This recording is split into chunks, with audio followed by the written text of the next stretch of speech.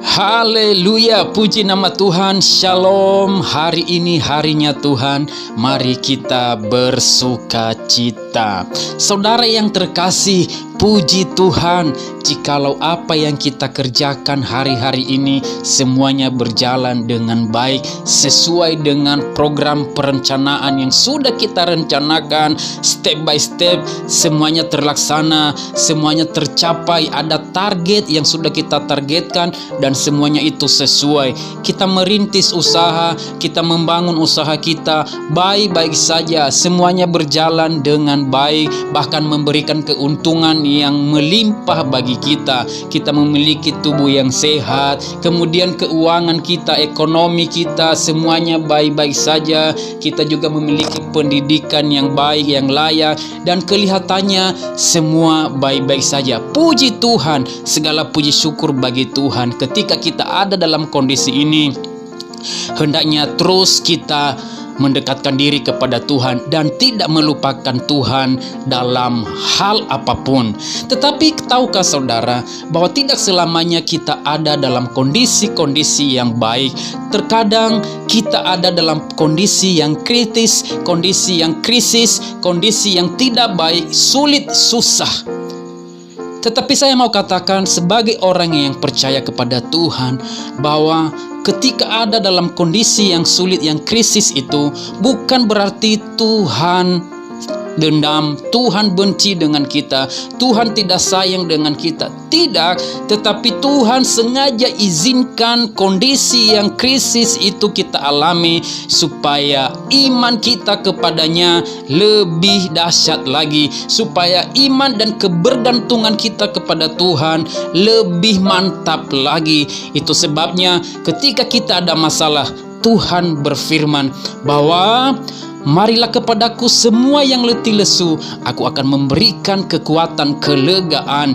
Dan ditambah lagi bahwa Allah turut bekerja dalam segala sesuatu untuk mendatangkan kebaikan bagi orang-orang yang dikasihinya. Yakin dan percaya dan pastikan bahwa kita, saya adalah orang yang dikasihi oleh Tuhan. Saudara yang dikasihi oleh Tuhan, lalu bagaimana supaya kita tetap produktif di masa yang krisis? Ada satu teladan yang kita bisa pelajari dari kisah seorang anak Tuhan yang luar biasa. Dalam Kejadian pasal 26, ada seorang tokoh di sana yang bernama Ishak. Ketika dia ada di negeri orang Filistin, negeri itu sedang mengalami yang namanya kelaparan. Dan ini bukan kelaparan yang pertama, sebelumnya juga pada zaman Abraham ayahnya pernah terjadi kelaparan. Tetapi apa yang dilakukan oleh Ishak ketika ada dalam kondisi yang krisis, di mana orang-orang yang ada di sekitarnya termasuk dia mengalami kelaparan, masa krisis. Dan inilah teladan yang diberikan oleh Ishak yang dapat kita teladani, yaitu ayat 12 dan sampai ayat 13. Maka menaburlah Ishak di tanah itu, dan dalam tahun itu juga ia mendapat hasil 100 kali lipat, sebab ia diberkati Tuhan, dan orang itu menjadi kaya, bahkan kian lama kian kaya, sehingga ia menjadi sangat kaya. Saudara yang dikasihi oleh Tuhan, teladan yang diberikan oleh Ishak adalah ketika masa yang sulit, yang krisis datang, dia tetap bekerja. Dia tetap bekerja, tidak malas-malasan. Dia tetap berusaha dan melakukan sesuatu yang bisa dia lakukan.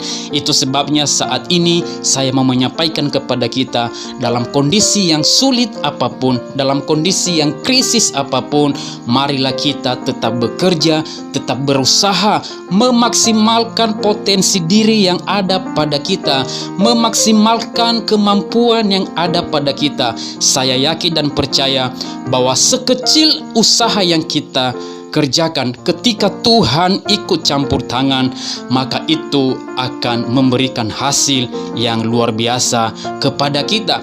Di dalam Yakobus pasal 1 ayat 3, sebab kamu tahu bahwa ujian terhadap imanmu itu menghasilkan ketekunan. Saudara yang dikasihi oleh Tuhan, Tuhan begitu senang jikalau kita menjadi orang yang rajin, menjadi orang yang tidak malas, menjadi orang yang terus berjuang pantang menyerah ketika dalam kondisi yang krisis. Itu sebabnya supaya kita bisa produktif di masa yang krisis, maka kita teruslah menabur, teruslah bekerja, teruslah berusaha, dan tunaikanlah tugas pelayananmu. Kiranya Tuhan memberkati. Haleluya. Amin.